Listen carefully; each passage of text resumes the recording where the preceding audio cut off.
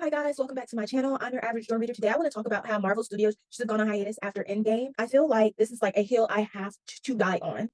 I think that they should have stopped production after Endgame in order to think about their next steps. And before I really get into it, let's think about the buildup that led to this Endgame level movie. There was Iron Man, The Incredible Hulk, Iron Man 2, Thor, Captain America, the First Avenger, The Avengers, Iron Man 3, Thor Dark World, Captain America, the Winter Soldier, Guardians of the Galaxy, Avengers, Age of Ultron, Ant-Man, Captain America, Civil War, Doctor Strange, Guardians of the Galaxy Volume 2, Spider-Man Homecoming, Thor Ragnarok, Black Panther, Avengers Infinity War, Ant-Man and the Wasp, Captain Marvel, Avengers Endgame. The characters that were shown in Endgame had one or more movies to kind of show who they are as a hero, except Black Widow for some reason, but it contributed to not only their character development, but also to the world building and the ensemble movies that were also incorporated that added to the team dynamics amongst the individual heroes. Now, let's think about this. That's 21 movies that were utilized to build up to Endgame. I think that's why the hype around it was so big, because they would drop little hints here and there or show or mention things here and there that could hint to something bigger. But at least I didn't know when I was first watching it, but I didn't know that it was going to end up being something as big as Endgame.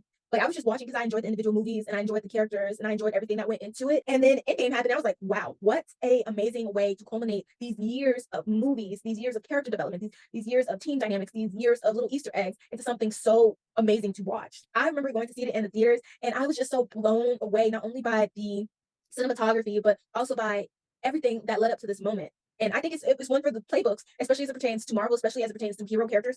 I think that it was such a time to experience. I think everything in Endgame really works for it, like having the heroes that were fan favorites, having the actions of the characters have consequences. So a character would do something in their movie, and then they would have resonant impact in other movies or in Endgame. There was so much setup and payoff. The way the characters grew and changed was shown and demonstrated. It had stakes. You felt the stakes. Like even though it's a movie, like you felt like, wow, like this is huge. Like this could change the world in the Marvel Cinematic Universe. It was a compelling character. I've seen people talk about, and I believe that Thanos was a fascinating character. Was the way he went about it the most logical?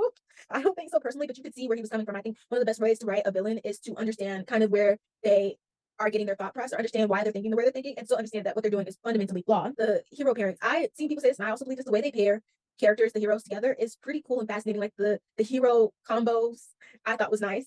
It was engaging from beginning to end. Like these movies are sometimes 2 hours long, and it never once feels like you're wasting 2 hours of your life watching the movie. There were so many emotional scenes. There was so much to set up the future of the MCU. That's why I wish they would have paused after this movie and been like, okay, so this is what years of planning has led us to Endgame. So how do we want to go after this? Time travel issues aside, I think this was a phenomenal movie. I don't think anything after this movie in this Marvel Cinematic Universe has worked as well as this movie did. And I think it's because Disney or Marvel Studios doesn't really understand what made this movie special. To me, what made this movie special was the years of watching the smaller movies come together into this big event, the pacing of it, the world building of it, the fact that it was something that was hinted at in small increments, like little in movie scenes, in credit scenes, gave you a little pinch here, a little pinch there. And so it didn't give you too much. It just gave you a little something, a little palette teaser that something else was happening behind the works, but you weren't going to. Well, I guess for me, I wasn't someone who read a lot of Marvel comics. So for me, it wasn't something that I really knew what was going to happen, but I knew something was happening. And the character development, all these things. And I think because they were just like, this movie made so much money, it's because they had this big event with all these characters that they ignored all the detailed aspects that played a role in its significance or played a role in why people loved it. And you can tell that they don't understand because the amount of in-game level events that have happened after this movie release has increased exponentially. And to be specific, when I say in-game level events, I mean events that will fundamentally change world, the world building, everything, and will result in a permanent change in the universe. Like let's look at Loki. The whole TVA establishment was not built up at all. Like they established it in Loki, but you never once have heard it before then. Even in Endgame, like the way they used timeline and multiverse interchangeably amongst the movies, it's not a clear establishment of what's happening. Shang-Chi and the Seven Rings, that whole dragon thing, I believe it was. Yeah, that wings. I'm pretty sure it was a dragon. The whole dragon thing, in-game level events, that thing would have gotten out, it would have impacted so many people. And that's just in a casual movie about this new character. The Eternals movie with the whole, oh my God, I forgot the name of it again. I literally just finished recording why Marvel's Eternals should have been a show instead of a movie. And I forgot in that video what the name of the characters were called. The ones that would blow up the earth if they were born. Oh my gosh. Oh, I can't remember it, but I'm gonna attach a picture and a name, and I'm gonna leave it at that. And that's from all the movies I did see. Now, for the next movies, I didn't see them, but I'm assuming that they also had in-game level events. Ant-Man and the Wasp: Quantumania, Guardians of the Galaxy Volume 3, The Marvels. I'm pretty sure I haven't seen them. Pretty sure they probably had in-game level events where the big bad could change the world fundamentally. And not to mention all the movies that didn't have in-game level events, but had events or occurrences that introduced lore that clashed, or it had lore that expanded the world without any elaboration or consideration of the impact on the previously established story. I think if Disney could have slowed down the MCU by slowing down the productions of these movies and really figuring out how they wanted to proceed, that would have been really cool. Like I wish they would have done was gone back again and make movies about the changes that would have occurred in the timeline because of the time travel that was incorporated. That's what I wish I would have seen. Like all these events happen in this Endgame. They introduce time travel, then they go back and going back, they're able to incorporate or use new characters that didn't exist in the timeline previously to explain how their stories changed because of the time travel. But they don't know about the time travel, so they're not impacted by it. But these new characters pop up because of the changes in the time travel. and you can see that Steve Rogers is able to witness it. So he comes in occasionally throughout the movies and he's like, oh, da da da da, like expounds on it.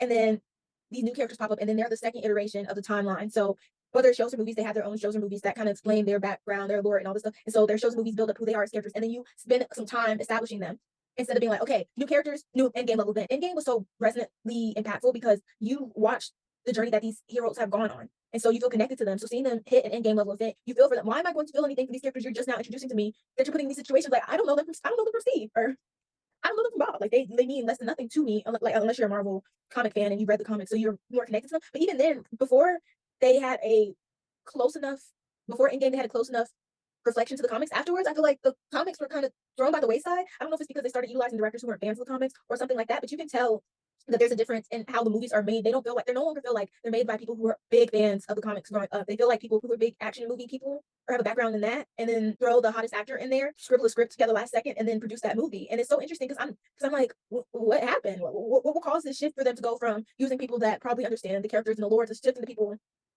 who are just throwing something together and being like, it's Marvel. It's what it'll be. I just feel like it's really obvious that these movies and shows don't have the same that this franchise had when it first started. I know people are like, oh well, times change, things are different, and it's just like, yeah, so, no, there's something really different about how they're choosing to approach these movies. The fact that they're releasing time and time and time again, that there's no room to breathe in between these entries into the franchise.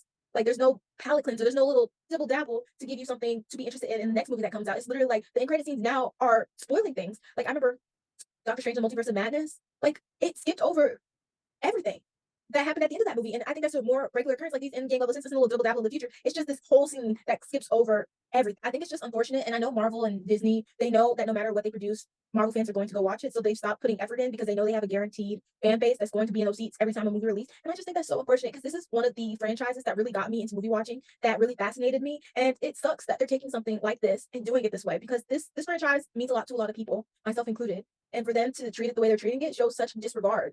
And it's sad. It's sad to me, and it's unfortunate. I hope in the near future they go on hiatus for real and really try to map out everything that they've established so far and figure out what they're doing. Because it just looks like they're throwing ink on paper and walking away and saying $1 billion done.